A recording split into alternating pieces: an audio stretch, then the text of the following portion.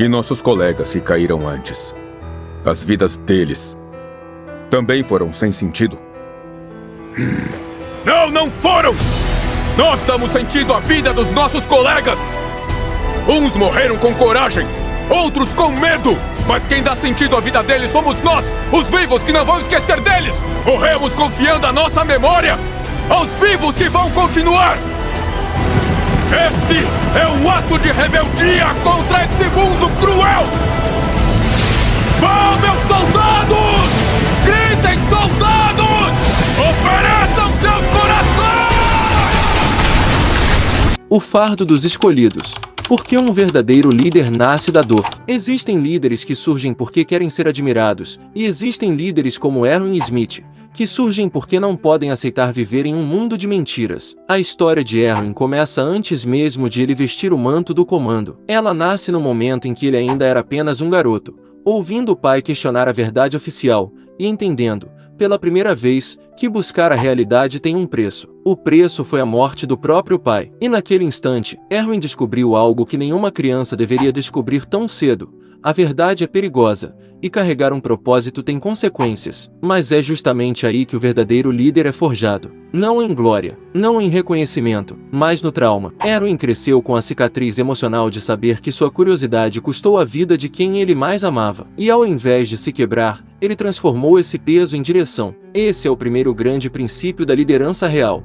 A dor se transforma em norte quando você escolhe dar a ela um significado. Erwin não liderava porque queria. Ele liderava porque ninguém mais tinha coragem de carregar aquela responsabilidade. Desde cedo, ele entendeu que pessoas comuns procuram segurança, mas líderes procuram sentido. E esse é o segundo princípio. Um líder nunca coloca seu ego acima da missão, mesmo que isso signifique ser odiado, incompreendido ou criticado. Erwin viveu a vida inteira com homens que confiavam nele, mas também viveu sabendo que nenhum deles entendia o peso das escolhas que ele precisava tomar. Isso destrói qualquer pessoa comum, mas constrói um comandante. O público jovem costuma romantizar liderança como carisma, força ou popularidade, mas líderes de verdade, como Erwin, não são definidos por discursos bonitos, são definidos pela capacidade de continuar mesmo quando o mundo inteiro desmorona dentro deles. E a verdade é simples e brutal. Um verdadeiro líder não é aquele que guia multidões, é aquele que suporta o peso que destruiria qualquer outro.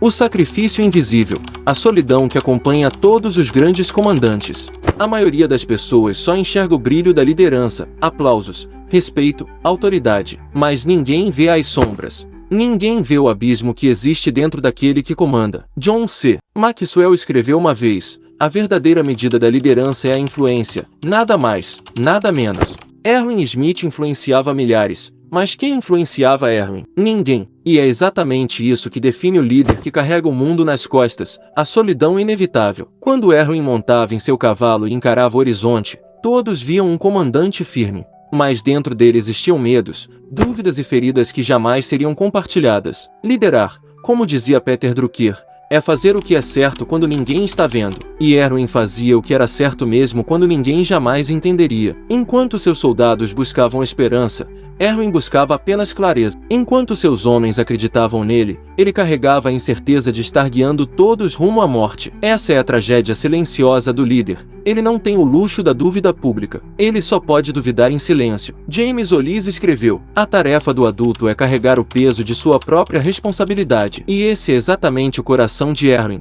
Um homem adulto antes mesmo de ser adulto, forçado a aceitar responsabilidades esmagadoras desde criança. Essa solidão não o quebrava, ela o moldava. E na solidão absoluta do comando, Erwin descobriu a essência da liderança verdadeira. Liderar não é ser compreendido, é ser necessário.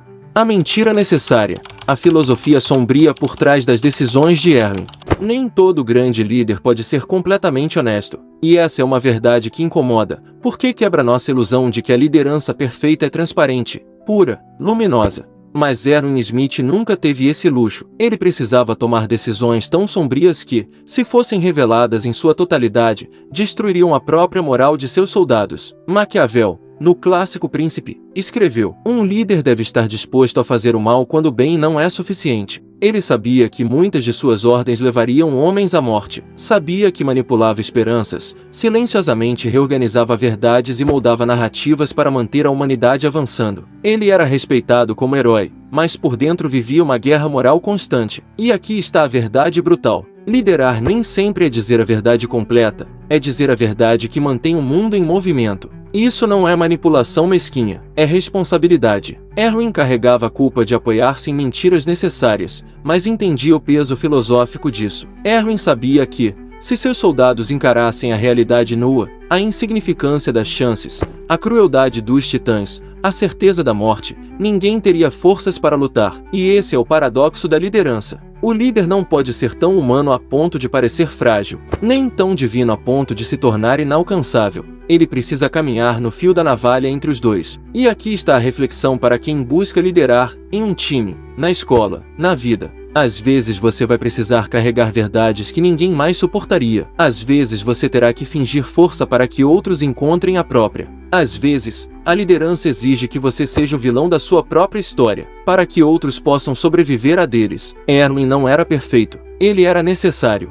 O discurso que resume a essência da liderança verdadeira. Há momentos na história em que um líder não apenas comanda, ele se torna um símbolo. A última investida de Erwin Smith contra o Beast Titã é exatamente isso, o instante em que liderança deixa de ser estratégia e se transforma em legado. Ali, entre fumaça, cavalos apavorados e homens que tremiam diante da morte certa, Erwin fez algo que poucos líderes na ficção, e quase nenhum líder na vida real, são capazes de fazer. Ele deu aos seus soldados um motivo para morrer sorrindo. Seu discurso final não foi sobre vitória, não foi sobre esperança, foi sobre propósito, foi sobre entender que, mesmo que seus corpos fossem esmagados, cada segundo comprado seria a chance da humanidade avançar um passo. Winston Churchill disse uma vez: a coragem é a primeira das qualidades humanas, porque é a que garante todas as outras. E Erwin sabia que, naquele momento, coragem não significava sobreviver, significava não recuar. O seu grito, gritem, não era apenas uma ordem militar, era a síntese de sua vida inteira.